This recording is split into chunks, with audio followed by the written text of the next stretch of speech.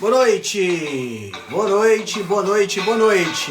Segunda live da noite, live rebelde com o doutor Ricardo Ferreira. Vamos nessa, estamos chegando. Boa noite Alice, seja bem-vinda, boa noite. Boa noite doutora Aline, boa noite Zivani. Boa noite galera, sejam bem-vindos. Boa noite. Vamos lá.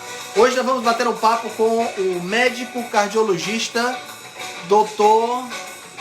Ricardo Ferreira. Vamos conversar um pouquinho sobre alguns aspectos da questão da cardiologia, né? Vamos conversar sobre o estudo que saiu recentemente sobre eritritol, falando que está relacionado com problemas cardíacos. Vamos conversar também sobre a questão da dieta cetogênica, que saiu aí uma história de que ela estaria relacionada com problemas cardiovasculares. Vamos conversar sobre esses assuntos, tá?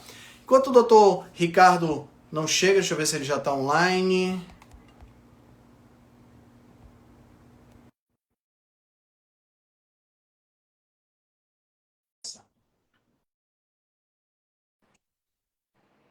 Muito bom. Doutor Ricardo. Olá, Henrique, tudo quanto bem? Tempo?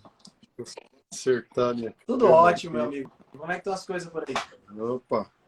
E aí, tudo bem? O sinal tá bom aí? Tá chegando normal? O som? Tá chegando tudo perfeito. Tá, E o meu por aí, bem. tá tudo bem? Massa. Bom demais. Meu amigo, antes de mais nada, muito obrigado por ter aceitado o convite. Para mim é uma honra estar conversando com você. Você sabe que você é uma das pessoas que eu mais considero dentro da Rebelião e um cardiologista que para mim é referência nacional. Contente também. Eu acompanho o seu Muito obrigado. trabalho aí, Gosto muito das suas o seu análises. trabalho, a sua iniciativa de ter formado a Rebelião Saudável ali. Eu acho que a gente tem que sempre valorizar isso daí, porque eu também gosto muito de participar. Para quem não sabe, tem o Telegram lá da Rebelião Saudável e tem as reuniões todas as quartas-feiras aí. Praticamente todas as quartas, né, Altran? Tem uma ou outra que falha aí, mas só em ocasiões especiais. Né? E às quartas-feiras a gente está sempre discutindo algum tema lá. E fica gravado depois também, as pessoas podem escutar, né, em formato de podcast, né?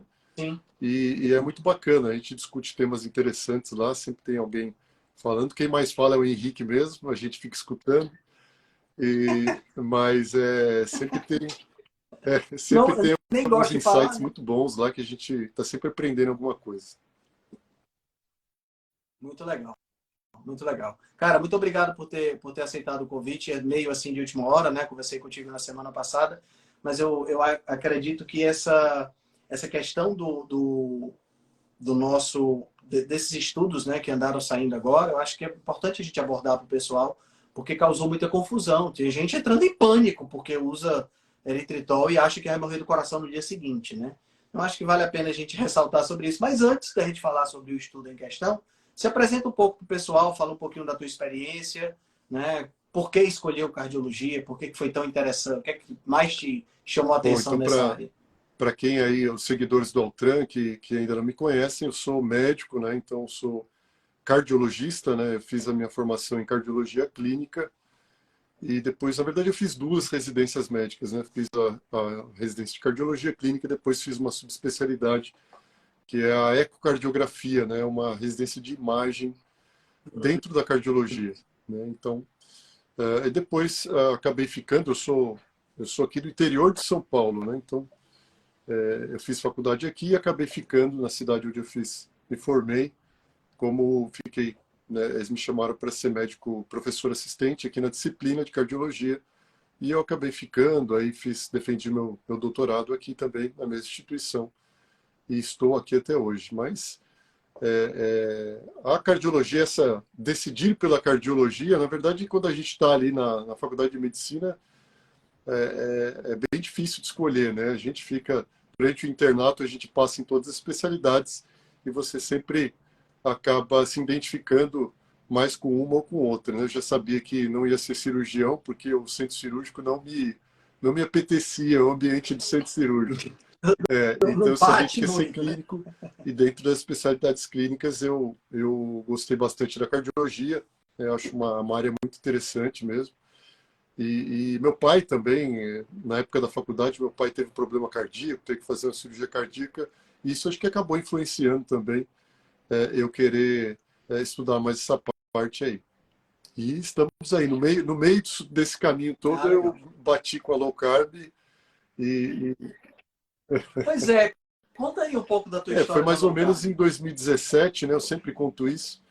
E em 2017, então já tem aí 6 anos, né? Que eu também recebi por acaso de um amigo, a gente conversando sobre colesterol, né? Então na cardiologia a gente fala bastante sobre colesterol. E um colega me mandou umas postagens do Dr. Souto sobre colesterol, até porque ele ia ali na contramão do que a cardiologia clássica, né, do que a gente aprende ali na residência médica. Então, algumas coisas ali um pouco fora, né, daquela visão usual que a gente tem da gordura, do colesterol. E aí eu fui ler sobre aquilo, né, até porque eu fiquei curioso, né, uma visão diferente do que a gente aprende. E eu comecei a ler sobre isso, e aí quando você vai aprendendo, e você vê que tem essa outra visão, né? E que ninguém é maluco, né? Da comunidade low carb, simplesmente porque existem mesmo várias Uhum. é, literatura científica apoiando essa outra visão relacionada ao colesterol e às gorduras.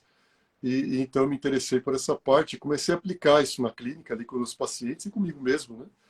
E eu percebi que, de fato, a low carb se encaixou muito bem dentro da cardiologia, né? Porque isso melhora muito os fatores de risco cardiovascular, né? Então, isso traz uma série de benefícios do ponto de vista Entendi. cardiometabólico, e para o cardiologista isso é extremamente importante, né? Então, eu posso dizer hoje que eu fiquei batendo a cabeça, orientando os pacientes a fazer low fat durante muitos anos, e aquilo não dava resultado nenhum. Na verdade, os pacientes só pioravam. A verdade era essa.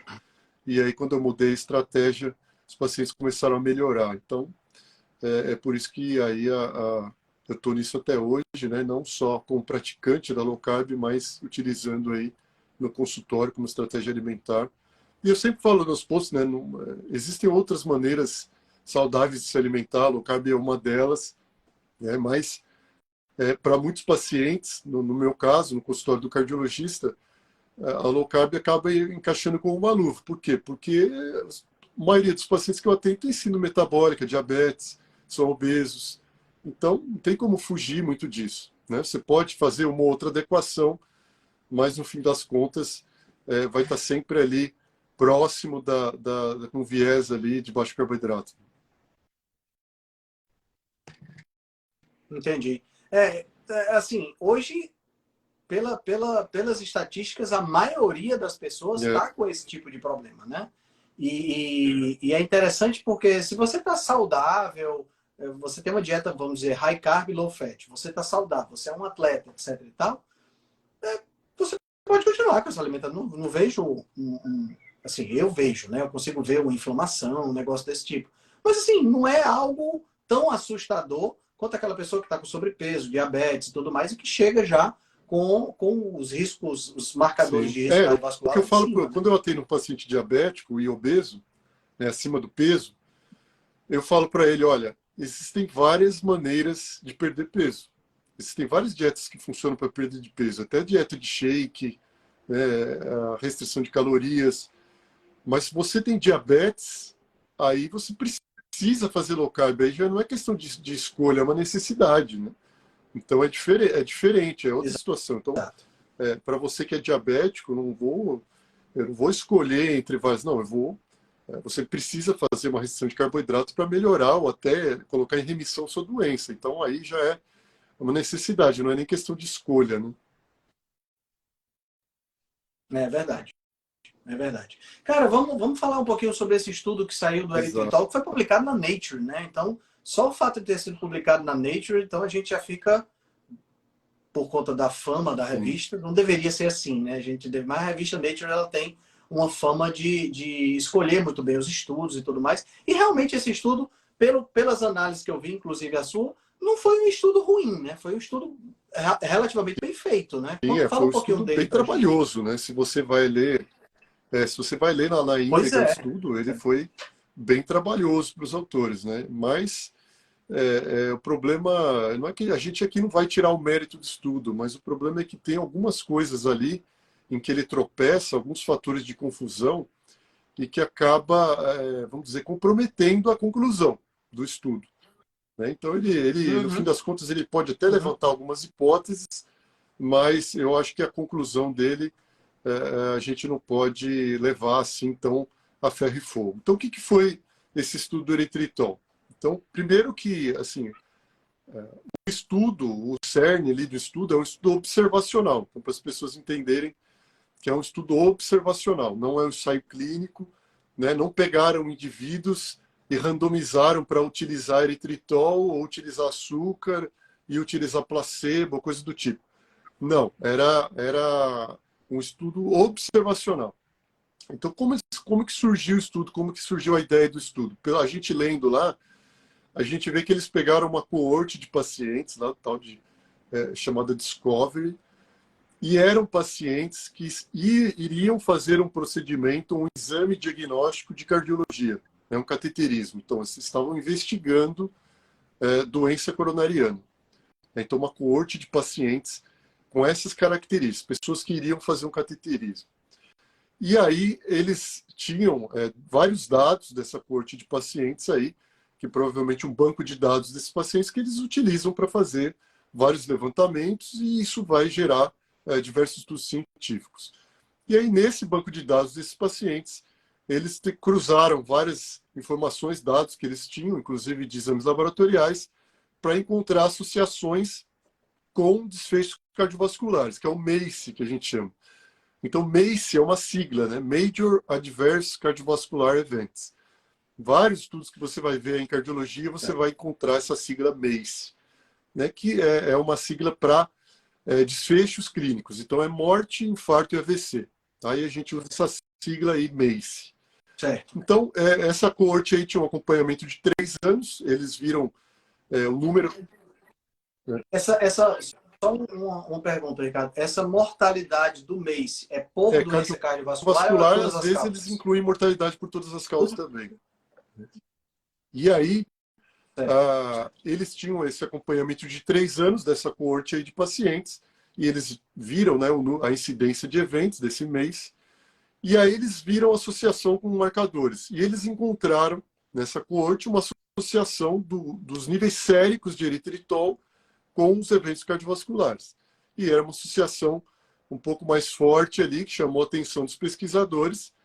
E aí o primeiro passo que eles tiveram, a primeira ideia que eles tiveram foi ver se isso se replicava em outras coortes, né, para ver se não era só um achado ali dessa coorte, ou se isso apareceria em outras populações, outras coortes diferentes. E aí eles pegaram, então, essa coorte inicial tinha pouco mais de 1.000 pacientes, e aí eles pegaram outras 2 coortes, uma da Alemanha com 800 e poucos pacientes e uma dos Estados Unidos com 2.100 pacientes, mais ou menos. Então, total aí era pouco mais de 4.000 pacientes de estudo observacional. E aí nessas outras 2 coortes, Estados Unidos e Alemanha, eles encontraram a mesma associação. Então, níveis séricos de eritritol com uma maior taxa de eventos cardiovasculares nesse segmento de 3 anos. Então, de novo, é uma associação, né? E a gente, E essas outras coortes eram também na coortes mesma de pacientes situação, que iam pacientes fazer na mesma cateterismo. situação, indivíduos que Mesma iriam situação. fazer um exame de cateterismo. Então, a gente pode até abrir um parênteses aqui, né? Quem são essas pessoas que vão fazer cateterismo? Geralmente são pessoas que têm um alto risco cardiovascular. Nesse caso, quando a gente olha lá a característica basal dos pacientes, a gente vê que mais de 70% deles, inclusive, já tinha doença coronariana. Então, não é nem que estava investigando, eles já tinham esse diagnóstico e iriam fazer um outro cateterismo. Então, quase 40% das pessoas já tinham tido até infarto. Então, eram indivíduos com mais de 60 anos, mais de 70% tinham hipertensão, mais de 20% diabéticos. Então, ou seja, indivíduos de alto risco cardiovascular com uma idade um pouco mais avançada. É desse tipo de pessoa que a gente está falando aqui. E aí, nessas pessoas, encontraram, então, que níveis séricos de eritritol mais elevados estariam associados a esse maior risco de eventos. Bom, aí como eles encontraram essa associação, eles foram tentar aí justificar isso, quer dizer, fundamentar. Mas por que níveis séricos de eritritol poderiam estar aumentando o risco cardiovascular? E aí eles foram atrás da plausibilidade biológica, quer dizer, será que isso tem mesmo alguma relação de causa e efeito? Poderia ter uma relação de causa e efeito? E aí a gente vê lá no estudo que eles avaliaram outros tipos de estudo. Por exemplo, o estudo in vitro, né? Então pegaram lá plaquetas in vitro, né? Sangue, plaquetas, e pingava lá o eritritol para ver se isso aumentava a agregação plaquetária, se tinha algum efeito em termos de agregação plaquetária. E eles encontraram, nesses estudos in vitro, que o eritritol poderia ter um efeito na agregação plaquetária e no aumento da trombose plaquetária. Tá? Agora, a gente tem que lembrar aqui que nem tudo que ocorre in vitro ocorre dentro do nosso corpo humano. Tá? Então, ali você está jogando eritritol direto no sangue, né? Não é a mesma coisa a gente tomar o eritritol ali no suco e achar que é a mesma coisa. Então, primeiro ponto. Aí, segundo ponto, eles foram testar em vivo, mas não em humanos, mas em ratos. Né? Então, foi um estudo em vivo experimental. Então, dava eritritol ali para o ratinho e verificava, fazia uma lesão aqui na carótida dos ratinhos, uma lesão arterial, e verificava o que acontecia quando você dava o eritritol para os ratos em relação à trombose, ali, a agregação das plaquetas naquela lesão arterial que foi feita em laboratório. E eles observaram, então, nesses ratos, que acontecia uma maior agregação plaquetária, uma trombose ali na lesão arterial, quando você dava eritritol para os ratos. Então, de novo, isso chamou a atenção dos pesquisadores, falou, olha, pode ser mesmo, então, que o eritritol tem algum efeito relacionado a essa questão das plaquetas. E, de novo, aí a gente tem que fazer um novo alerta aqui, que nem tudo que acontece no rato acontece em nós da mesma maneira. Né? Mas, claro, levanta aquela pulga atrás da orelha, né? Você fala, bom, aqui pode ser que tenha coisa. E aí, depois, eles fizeram uma quarta etapa ali, onde eles davam o eritritol para algumas pessoas, era um N bem pequeno, 8 pessoas, tá? Não são aquelas daqueles do estudo observacional, são outros indivíduos. 8 indivíduos onde eles davam o eritritol, 30 gramas de eritritol, se não me falha a memória, e eles verificavam os níveis séricos de eritritol após esse consumo de 30 gramas. E aí, de uma 30 gramas é um bocado de coisa, né? Eu acho que, se a gente parar para pensar, a gente encontra hoje no mercado sachês de eritritol ali de 5 gramas, né, que já adoça bastante. Geralmente você usa um sachêzinho aí para adoçar aquilo lá que você quer adoçar. Dois que seja, né? Então, assim, esses sachês de 5 gramas que a gente tem no mercado, geralmente é eritritol misturado com outras coisas, né? Então, não é 5 gramas de eritritol puro, né? Tem mais coisa ali que vai dar os 5 gramas no total. Então, 30 gramas de uma vez é uma quantidade, não é impossível, mas é uma quantidade grande de eritritol. E Sim. aí eles davam, então, esses 30 gramas de eritritol para o indivíduo e depois dosavam o eritritol no sangue e viam que os níveis séricos de eritritol permaneciam elevados, se eu não me engano, ali por 48 horas. Né? Então, assim, por que isso aí também, de você dar e verificar os níveis séricos? Eu acho que aí a gente já começa a entrar nos problemas do estudo. Então, o Henrique sabe aqui, ele pode até também me ajudar a explicar, mas o eritritol, ele também é produzido endogenamente. Né? Então, ele não vem apenas da dieta. Né? Então, nosso corpo é capaz de produzir eritritol. E uma das coisas... E é interessante isso, Ricardo, só te interrompendo um pouco, porque é exatamente a rota metabólica, a gente chama de rota do sorbitol ou rota dos polióis, aonde o excesso de glicose é convertido em eritritol. Então isso já acende outra pulga atrás da orelha, né? Que é o quê? Será que esses indivíduos lá do começo, né, essas coortes que foram vistas, que eram pessoas que já tinham já estavam com indicação de cateterismo, porque se eu estou com indicação de cateterismo, eu já tenho sintomas, eu já tenho, sei lá, uma hipertensão, placas ateroscleróticas se formando, essa coisa toda. Será que isso não foi desencadeado por uma dieta não rica em eritritol, mas rica em glicose, né? Quer dizer, uma dieta ocidental padrão? Né? Então, já tem essa então, questão assim, aí. como você tem essa produção endógena de eritritol, teoricamente, quando você pega uma pessoa aleatoriamente aí, idosa, os níveis de eritritol no sangue, aquilo não necessariamente vai refletir o consumo de eritritol dessa pessoa, né? Inclusive, essa pessoa pode nem ter consumido eritritol e ela ter lá, você encontrar níveis elevados de eritritol no sangue. Então, esse eu acho que é o primeiro grande problema desse estudo aí, né? Então, e uma das coisas que a gente sabe da literatura científica é que o nosso corpo, uma das coisas que faz o corpo aumentar a produção de eritritol é o estresse oxidativo, né? Então, o corpo, frente a um estresse oxidativo, o corpo pode produzir eritritol e aumentar os níveis séricos de eritritol. Então, veja que viés enorme que isso aí acaba gerando. Por quê? Porque lá na coorte observacional, eles associaram não o consumo de eritritol. Quando a gente olha lá nas figuras, você vai encontrar os quartis, né? Quartis 1, 2, 3, 4. E esse quartis 1, 2, 3, 4 não é quartis de consumo, né? Então não é que eles pegaram essas pessoas, fizeram questionário de frequência alimentar e viram quanto elas consumiam de eritritol. Não, não é isso, não foi isso que foi feito. Elas dosaram, tinham os níveis séricos de eritritol e colocaram os quartis de níveis séricos. Então, quando você pega lá o quartil 4, eram as pessoas que tinham maior nível sérico de eritritol. Não era... O estudo assumiu isso como se esse quartil 4 fosse, então, as pessoas que consumiam mais eritritol. Ou seja, eles assumiram isso daí. Mas é uma crítica ao estudo que a gente viu lá de vários pesquisadores no Twitter comentando, era exatamente isso. É um equívoco você assumir isso daí. Porque, como o eritritol é produzido endogenamente, essas pessoas que tinham maiores níveis de eritritol não necessariamente significa que eram aquelas que consumiam mais eritritol. Pode ser, tá? Pode ser.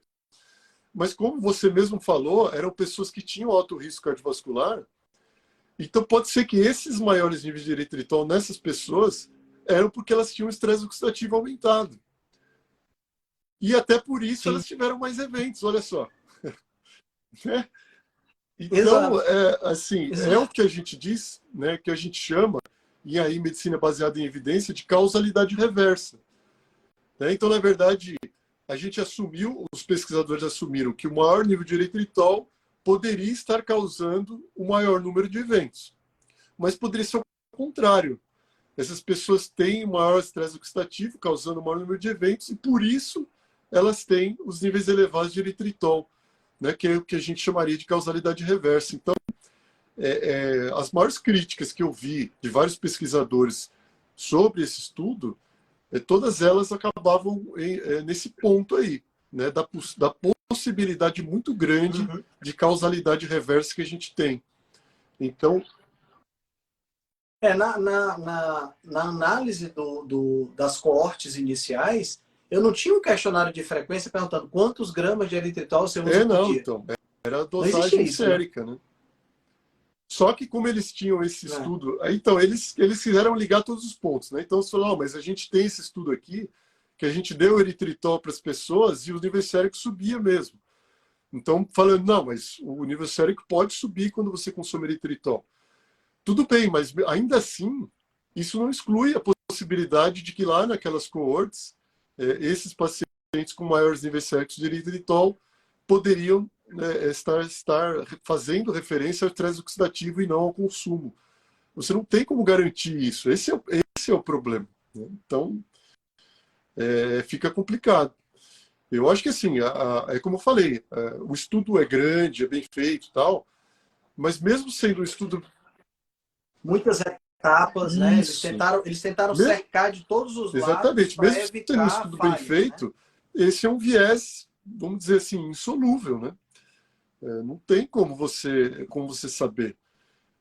Eu acho que o que deixa a gente, às vezes, mais preocupado nesse estudo nem é essa associação do estudo observacional de coorte, por causa desse viés aí dos níveis séricos de eritritol. Mas essa questão do ratinho lá, de você dar o eritritol pro ratinho e ele ter mais trombose na lesão arterial, isso aí é que deixa a maior pulga na orelha, apesar de ser em rato, né? Então, a gente fica aí um pouco com um certo receio, mas, de novo, vamos considerar aqui que seja verdade. Então, assim, vamos deixar de lado um pouco esse viés e acreditar que, não, tudo bem, pode ser que seja verdade que existe essa associação do uso de eritritol com chance de eventos cardiovasculares. Aí a gente volta para a questão da população do estudo, né? Então, de novo, eram pessoas com mais de 60 anos de idade, com doença cardiovascular estabelecida ou com vários fatores de risco. Então, aí você pergunta para mim, você usa eritritol, Ricardo? Eu uso. Então, mas eu não tenho nada a ver com essa população aí que foi estudada no estudo. Eu tenho 45 anos de idade e eu não tenho nenhum fator de risco. Então, assim, será que para... E detalhe, eu uso pouco, né? Então, se a gente... exatamente. Então, são 30 gramas, mesmo se a gente for assumir que os níveis de eritritol no sangue fariam referência, estariam relacionados ao consumo, só o quartil 4 que teve essa associação. Então, no quartil 3 e no quartil 2, que aí estaria representando pessoas que consomem pouco, não houve essa associação. Então, assim, teoricamente, se você assumir que isso está certo, o consumo de poucas quantidades então não teria problema. Então, então, como eu te falei, se a gente jogar isso para a realidade dos pacientes, das pessoas, mesmo que a gente assuma que existe esse risco, o risco não seria para todas as pessoas, não é para a população geral, para a população específica, e associado só ao consumo bem grande do adoçante. Mas, de novo, é uma hipótese, a gente não pode afirmar isso baseado apenas nesse estudo. Coloca uma pulga atrás da orelha, né? Porque a gente, quando fala de adoçante, a gente realmente sugere os polióis, especialmente o xilitol e o eritritol, como sendo adoçantes, vou usar aqui entre aspas, baseado nisso, inócuos à saúde, que não tem tanto problema. Sugere-se a estévia, né?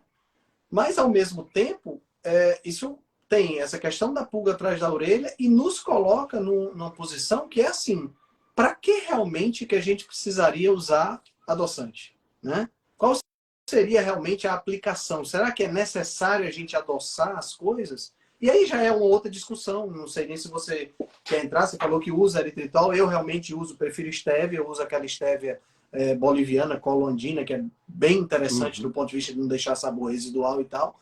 Mas aí fica aquela pergunta, né? A gente vai optar pelo sabor original da comida, a gente vai preferir adoçar, e quando adoça, a gente usa muito, usa pouco. Então, outro dia, é melhor usar até açúcar? Me perguntaram na caixinha, né, essa questão do uso de adoçantes e tal, e agora, como eu faço? Aí eu dei a minha experiência pessoal, né? E às vezes como eu oriento meus pacientes também. Eu falo assim, eu uso eritritol, mas assim, primeiro que eu uso eventualmente para adoçar, às vezes uma limonada, alguma coisa assim, que eu sinto necessidade de adoçar alguma coisa, mas é raro. Por exemplo, eu não fico... eu não sou daquelas pessoas que comem um monte de doce low carb. Eu meio que nesses anos aí, eu acostumei tanto o meu paladar a não comer doces, que eu acabei não tendo essa necessidade de ficar comprando doces low carb e tal. Né? Eu acho que para algumas pessoas isso pode ser um artifício, pessoas que têm mais dificuldade, né, de conseguir lidar com essa questão da vontade do doce e tal. Mas para mim, como eu não tenho esse tipo de problema, então eu uso eventualmente. Mas aí eu não uso só o eritritol, né, que é isso que eu falo também para os pacientes. Eu ciclo, né? Então eu tenho estévia também na minha casa, então às vezes eu uso um pouco de estévia, aí dali a pouco, outro dia eu uso eritritol, porque tem aquela questão também da microbiota, né? Microbiota, tudo bem, é um desfecho substituto e tal, mas só que tem aquela ideia que se você fica usando sempre o mesmo adoçante, como se você viciasse sua microbiota e tal. É outro papo também, a gente não precisa nem entrar nisso, mas eu imagino que você também, assim, Primeiro que você não ficar usando sempre o mesmo adoçante, sempre o mesmo, sempre o mesmo, sempre o mesmo. Se lá na frente você vier a descobrir que aquele adoçante tinha algum problema, você pode até talvez ficar preocupado. Mas você usa um pouco o eritritol, daqui a pouco eu uso stevia, sempre em pequenas quantidades. Então eu gosto de fazer mudar um pouquinho para não usar sempre o mesmo, tá? Mas eu acho que a questão da quantidade também a gente tem que tomar cuidado, né? É. E assim, a gente precisa entender que o doce, a questão do doce, é uma questão que é muito mais profunda do que açúcar ou adoçante. Ela está envolvida diretamente com o centro de recompensa da gente, está envolvida diretamente com problemas relacionados com compulsão, né? Então, quer dizer, você privilegiar o sabor doce, você tem que estar muito atento a isso para não despertar compulsão, porque uma coisa é você, de repente, fazer uma receita low carb, colocar, sei lá, stevia ou eritritol, e comer. Mas aí você está reforçando uma recompensa no cérebro e aí um determinado dia você está numa padaria, sei lá, tomando um café e você vê um bolo muito gostoso e aí não se controla, acaba comendo aquele bolo e aquele troço está cheio de açúcar lá e cheio de farinha, porque não é o que você fez em casa, pelo simples motivo de que você pode até ter deixado de comer açúcar, mas não deixou de usar o sabor doce com frequência, que não é o nosso caso, que a gente usa o sabor doce muito ocasionalmente. Então, assim, tem muitas nuances essa questão do doce, da recompensa, do adoçante que você usa.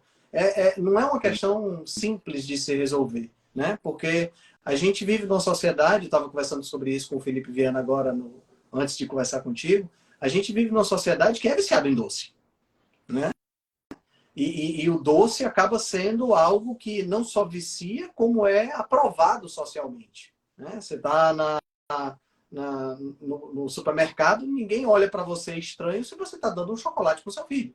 Mas se você estivesse dando uma garrafa de cerveja, todo mundo olharia e diria, meu Deus, que coisa horrível. Né? Mas o chocolate pode. E, assim, os dois vão sobrecarregar o fígado. Né? Só que um é mal visto, o outro não. O outro é até estimulado. Né? Pô, o meninozinho, ele tem que comer, ele tem que ser feliz. Né? Não dizem isso das crianças, né? Como se açúcar fosse essencial, o doce fosse essencial para uma criança ser feliz. Eu acho que a criança ser feliz, ela tem que ser amada pelos pais, né? Tem que ter direito à comida, moradia, essas coisas que a gente sabe. Mas não tem nada a ver com recompensa com doce. Mas é uma situação uma situação muito complexa. Eu acho que tem muitas nuances que precisam ser analisadas.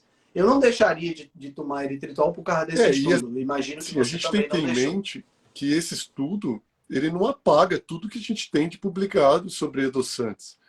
Né? Então, primeiro é o estudo observacional, né? Tem todas essas outras etapas que a gente falou aí, mas a maior parte dele é observacional.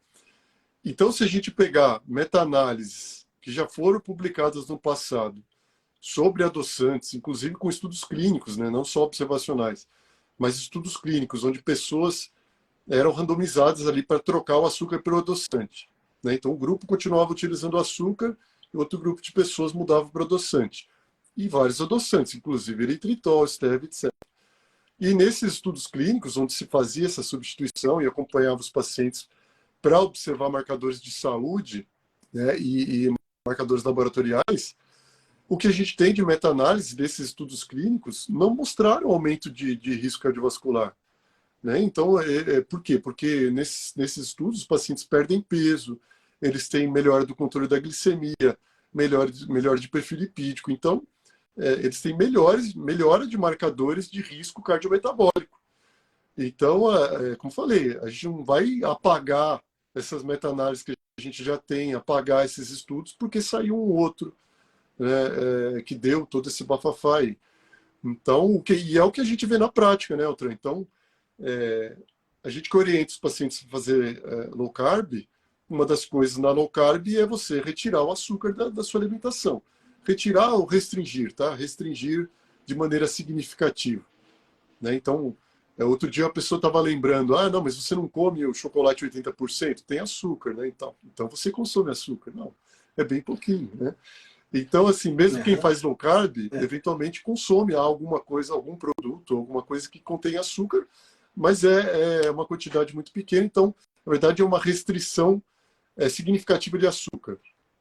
E esses pacientes em low carb, eles melhoram do ponto de vista de risco cardiometabólico. Quantos estudos a gente tem, estudos clínicos com low carb mostrando melhora de risco cardiometabólico? Então, e essas pessoas estão utilizando adoçante. Às vezes o estudo nem foi focado nisso, o estudo foi só focado em orientar a pessoa a fazer low carb e o outro grupo manter a dieta tradicional ou comparar com low fat, etc.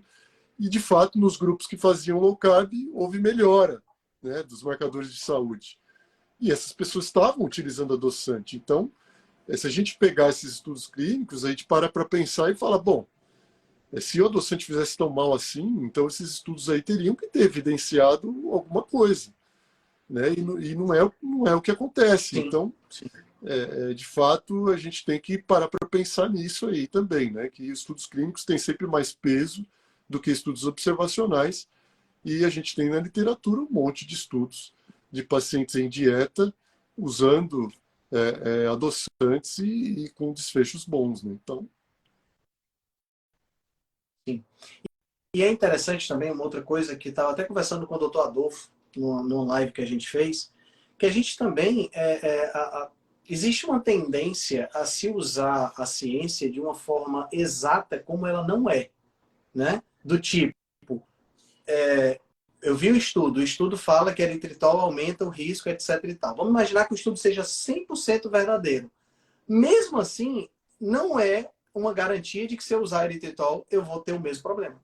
Mesmo que o estudo não tenha nenhum viés, mesmo que o estudo seja exatamente aquela conclusão, seja de fato, sim. não é uma garantia de que eu vou ter problema, porque eu sou um organismo que estou à parte daquela amostra, né?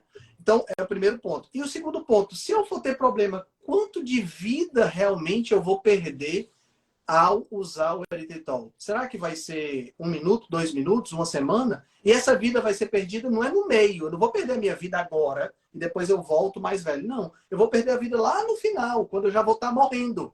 Né? Então, as pessoas às vezes não param para pensar nisso. Então, é muito mais interessante você, por exemplo, nesse caso aí, comparando açúcar e adoçante, saber que o açúcar realmente causa vários problemas, e a gente tem substância para isso, né? E que tem um desfecho muito pior do que o eritritol, que talvez tenha um desfecho Uhum. muito menos ruim e que não faça tanta diferença assim. Então, são muitas nuances que o leigo e muitas vezes até o profissional de saúde se perde quando diz não pode isso, pode aquilo, né? De uma forma tão exata que não é bem isso que a Sim. gente observa na literatura, né?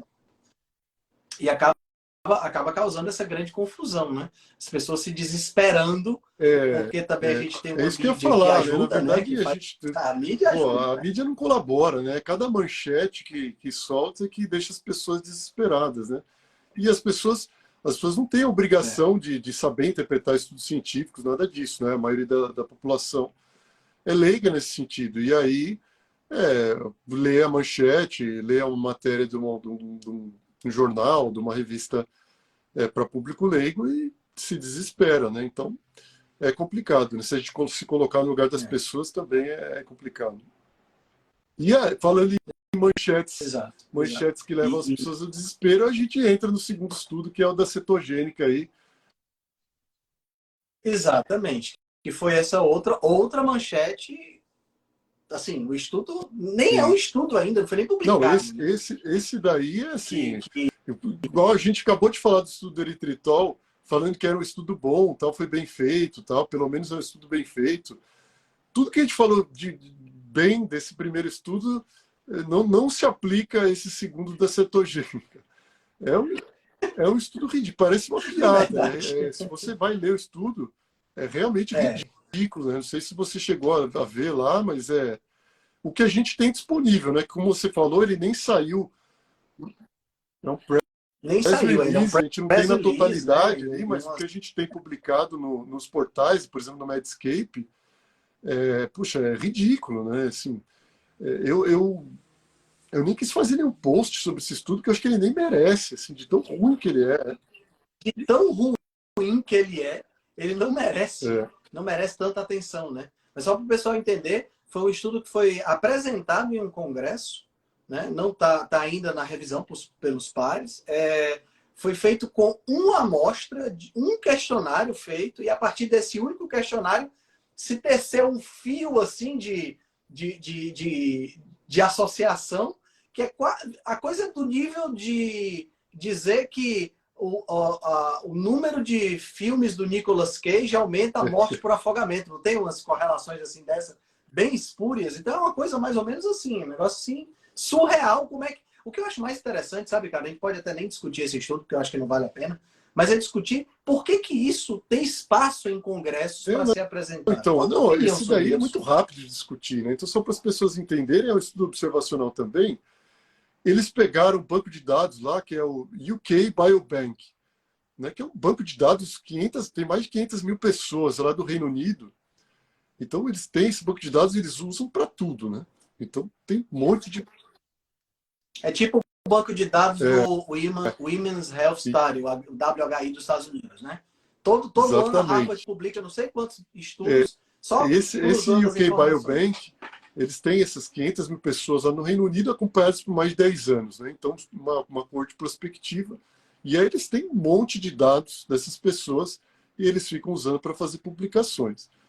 E aí, eles pegaram esse banco de dados e pegaram informações de um questionário de frequência alimentar, mas veja, é pior do que um questionário de frequência alimentar. É um recordatório de 24 horas. Então não é nem o que você está acostumado a comer, não, é o que você comeu ontem. Tipo, é bizarro, né? Então pegaram esse questionário das pessoas que elas tinham preenchido sobre um recordatório de 24 horas da alimentação. Então elas preencheram esse questionário, o que eu comi ontem, e colocaram lá o diário das 24 horas da alimentação. E aí eles pegaram, usando as informações desse questionário, e procuraram nesses questionários pessoas que consumiam menos de 25%, que consumiram nessas 24 horas, menos de 25% de carboidratos, mais de 45% de gorduras das calorias ali do dia. E aí eles classificaram, chamaram essas pessoas de pessoas que faziam dieta cetogênica. Né? Quer dizer, isso aí já é uma piada. Então, assim, já é. Vou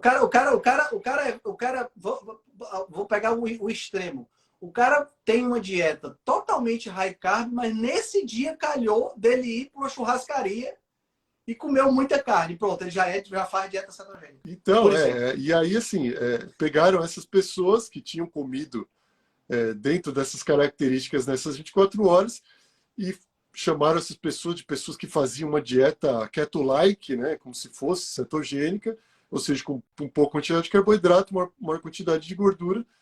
E eles tinham um segmento dessas pessoas ali de 10 anos, 11,8 anos, para ser mais exato.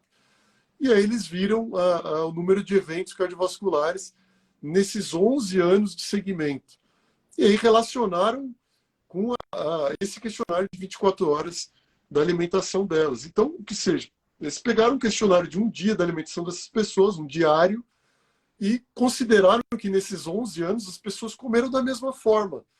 Então isso aí já é bizarro, né? Quer dizer, qual a chance dessas pessoas mantiverem a dieta daquele dia durante 11 anos? A chance é ridícula, né? Então, você começa por aí. E aí assumiram isso daí, que as pessoas faziam uma dieta parecida com a cetogênica e viram que essas 300 pessoas que só encontraram nesse banco de dados enorme, 300 pessoas que se encaixavam, né, nessa keto-like. E essas 300 pessoas tiveram maior número de eventos cardiovasculares comparado às outras que tinham uma dieta diferente, mais semelhante à dieta padrão, por esse questionário de 24 horas.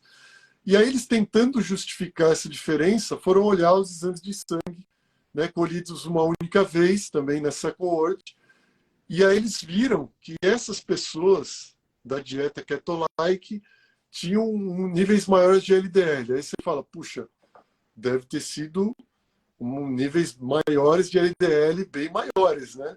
E aí quando você vai olhar os dados, você também dá vontade de dar risada de novo. Essas pessoas tinham um LDL médio de 147 e aquelas outras pessoas da dieta padrão 141. Pô, 6 miligramas por decilitro de diferença Assim, isso não é clinicamente relevante, né? Isso é ridículo. A ApoB era Impressionante. 5 de diferença. Então, um tinha 109 de ApoB, outro 104 de ApoB. 5 pontos de ApoB de diferença, isso não tem relevância nenhuma. Então, assim, e aí justifica, falando, olha, pessoas. O que parece, o que dá a impressão quando você lê, é que tinham pesquisadores que estavam tomando uma cerveja num bar e eles falaram, olha, ó, dieta cetogênica, a gente não gosta da dieta cetogênica porque pode aumentar o colesterol em algumas pessoas, então a gente precisa fazer um estudo aqui falando mal da dieta cetogênica. Aí o cara um vira para o outro e fala, eu tive uma ideia, vamos pegar aqui esse banco de dados e vamos tentar encontrar, Vamos encontrar espremer alguma o que a coisa gente pode. aqui e falar que foi que essas pessoas faziam uma cetogênica e que elas tiveram mais eventos e que o colesterol delas era mais alto. Aí eles pegaram o banco de dados e o que eles conseguiram foi isso daí, que foi ridículo. E aí acho que um virou para o outro e falou assim, puta, mas está muito ridículo, né? Aí o outro falou assim, mas vamos colocar, vamos ver o que acontece. Vamos colocar lá no Congresso e ver, se as pessoas engolirem, tá bom. Parece que foi isso, né? A impressão que dá é essa. Porque, assim, não Né? faz sentido, né? E, e é isso que eu te perguntei, né? Que é, pô, como é que esse tipo de coisa passa, Ricardo? É impressionante, porque quando você pega, por exemplo, um estudo grande, tem uma coorte grande, e que o estudo tem vários questionários, os questionários de frequência alimentar eles já são bem complicados, mas você pega vários questionários, os caras fizeram questionário a cada 2 anos, a cada 3 anos e tudo mais. Esses aí já são cheios de falha. Aí você pega um estudo desse que é baseado em um questionário, que não é de frequência, É, é um questionário de um dia, tá entendendo? Quer dizer, e os caras ainda tentam justificar. É tipo assim, eles não só fizeram um cocô bem grande, como eles jogaram no ventilador, né? Quando essa história sim. do LDL é mais ou menos isso. Né? É muito surreal quando você vê. E o pior, quando você vê isso repercutido na CNN, no Medscape, no bocado de lugar, você vê isso repercutido e você fica, cara, é a perpetuação de um paradigma que É, estão querendo perpetuar de e qualquer forma. a Né? gente que acompanha essa parte aí, a gente sabe que é uma questão de dois pesos, duas medidas. Por quê? Porque a gente tem um monte de estudo sobre essa questão do LDL e tal, e a gente tem uma questão curiosa, né? Então, sempre quando eles falam mal da dieta cetogênica, é por causa do colesterol, né? Então, assim, não, dieta cetogênica, Sim. por quê? A dieta cetogênica reverte diabetes, o paciente perde muito peso, então reverte obesidade, o paciente diminui triglicérides. Então, tem uma série de benefícios cardiometabólicos aí, diminui, tem marcador de inflamação, etc. Então, assim, é uma dieta que está associada a vários benefícios do ponto de vista também metabólico. Mas eles sempre se pegam na questão do colesterol. Então, assim, vamos fechar o olho para todos os benefícios, ela aumenta o colesterol, então pronto. Então, a gente vai descer a lenha mesmo. E aí a questão da cardiologia com a dieta cetogênica entra nessa questão do colesterol aí. Mas se a gente para olhar, então, por exemplo, nesse estudo, eles valorizaram uma diferença de 6 miligramas por decilitro no LDL das pessoas para justificar esse aumento nos eventos cardiovasculares. Então, ou seja, eles valorizaram esse aumento aí ridículo de LDL. Aí, se você vai na literatura para ver outras coisas, então, por exemplo, você vai achar estudos com os inibidores da SGLT2, que são as glifosinas, como a dapaglifosina, a empaglifosina, são medicações que a gente utiliza no tratamento de diabetes e utiliza bastante, porque elas são boas de fato. E, Uhum. Inclusive até exato. para questões Hoje, cardiovasculares se hoje, utiliza hoje, tem, né? para Para insuficiência melhorar a fração de cardíaca, hoje ejeção, as né? glifosinas elas fazem parte Isso. do tripé ou do quadripé de tratamento da insuficiência cardíaca. Então já entrou como drogas de primeira linha no tratamento da insuficiência cardíaca, de tão importante e de tão bons foram os resultados que a gente teve nos estudos clínicos com essas drogas em pacientes com insuficiência cardíaca. Uhum. Então é uma droga que a cardiologia assim ama, as glifosinas. Então vamos colocar dessa Ama. forma. Você não vai ouvir em congresso alguém falando mal de inibidores da SGLT2 no Congresso de Cardiologia, não vai. Né? E aí quando a gente pega alguns estudos, estudos mostrando que essas drogas em alguns pacientes podem elevar o LDL, né? Provocar aumentos dos níveis de LDL. E aí eles falam, mas aumento de quanto? Pode chegar às vezes a 10%. Então, você vê, é muito mais do que esse estudo valorizou aí da cetogênica, que não é cetogênica. Então, eles valorizaram nesse estudo, para falar mal da cetogênica, uma elevação ali de menos de 5% do LDL. E se você pega o estudo com glifosina, vocês veem que tem aumento de 10% do LDL, mas que ninguém abre a boca para falar nada. Por quê? Aí quando alguém menciona isso, fala, não, olha, mas não tem problema, porque o aumento do LDL com as glifosinas é às custas do LDL de padrão A, que é o LDL grande, que é um LDL que não é heterogênico. Então, é curioso, né? Porque É o que você porque falou, são os esse é o dois pesos, LDL, duas medidas, né?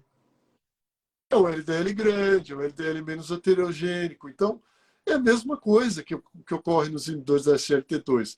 Só que de um lado você não vê crítica e do outro estão sempre querendo arranjar algum motivo para falar mal. Então é a mesma coisa, só que vista com dois pesos e duas medidas, dois olhos completamente diferentes. Aí que vai do viés com que você olha aquilo lá. Né? Então, na verdade, na cardiologia tem um viés muito contra a dieta cetogênica, então estão sempre arranjando alguma coisa para falar mal. É tipo assim, a conclusão do estudo ela já está Isso. pronta. A dieta cetogênica não presta porque aumenta o colesterol. Vamos só encontrar uma forma aqui no meio de confirmar o que a gente já decidiu que vai publicar. Exatamente Né? isso. É muito interessante. Acho que não é só na cardiologia com relação à dieta cetogênica, não. Acho que tem um bocado de coisa, né? Gordura saturada, né? Tem carne Isso. vermelha, a gente sempre encontra carne vermelha e câncer, por exemplo. A conclusão já está pronta, né? Não pode comer porque dá. Eu acho muito interessante essa questão da ciência, porque envolve um pensamento filosófico e científico que a gente tem que ter antes e que muitas vezes a gente não tem formação para isso. Né? Então, é muito fácil você simplesmente ver uma reportagem dessa da CNN e criticar achando que ela é fundamentada e fica por isso. E a gente vê muitos profissionais que simplesmente olham essas reportagens, né? Não procuram, opa, mas espera aí, deixa eu ver o estudo que gerou essa reportagem. Né? Infelizmente, a gente não tem esse tipo de... A gente muitas vezes não tem nem o tempo para fazer isso. Né? Muita gente que está trabalhando feito louco para poder ter uma certa condição de vida e aí o estudo fica para muito depois. Mas a manchete que sai é dieta cetogênica aumenta o risco cardiovascular. Então, o estrago está feito. Aí o estrago está feito. Né? Aí nós, né, da Rebelião, temos que fazer uma live para mostrar que não é desse jeito. Né? Mas é para isso que a gente está aqui, né, cara? É, para isso que a gente está aqui. É para isso que a gente está aqui. É para mostrar para o povo. Né? É isso aí. Cara, eu não quero mais tomar teu tempo. Sei que você tem aí sua família e tudo mais. A gente já está com quase uma hora. Aquela pergunta que eu faço sempre no final, que para mim é uma pergunta que me traz muita satisfação, que é entender, que é pegar mais referências. Eu sou nerd, adoro ler. Então eu sempre pergunto para os meus convidados no final uma dica de livro, que não precisa necessariamente ser de cardiologia, no caso da sua área, mas um livro que te marcou. Então, se você puder dar uma dica aí para mim e para os... Da outra vez que a gente fez a live, eu falei do Gordura Sem Medo, né, da Nina Teichos. E hoje eu vou... Então, não vou falar disso, vou mostrar um livro de outra coisa. Mas eu acho que é um livro que tem mais a ver com essa questão da mudança de hábitos. Né, que é um livro que eu li ano passado, né, que é o... Esse eu tenho... Eu vou mostrar esse porque eu tenho a versão dele...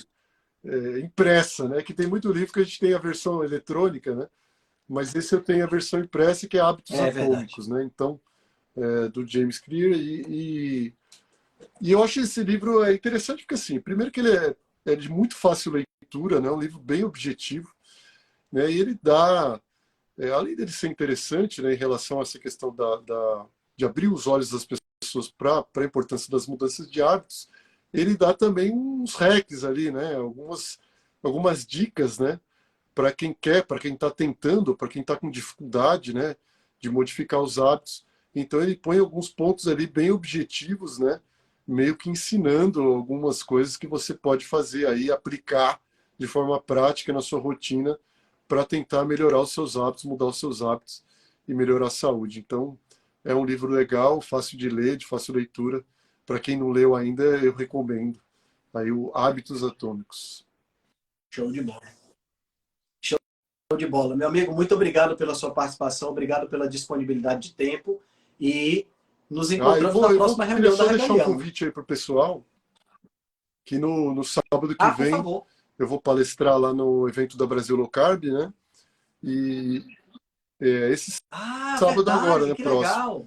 Então, quem quiser, a gente tem, claro, tem um evento presencial lá em Florianópolis, mas para quem não conseguir ir até Florianópolis assistir presencialmente, tem a inscrição online também.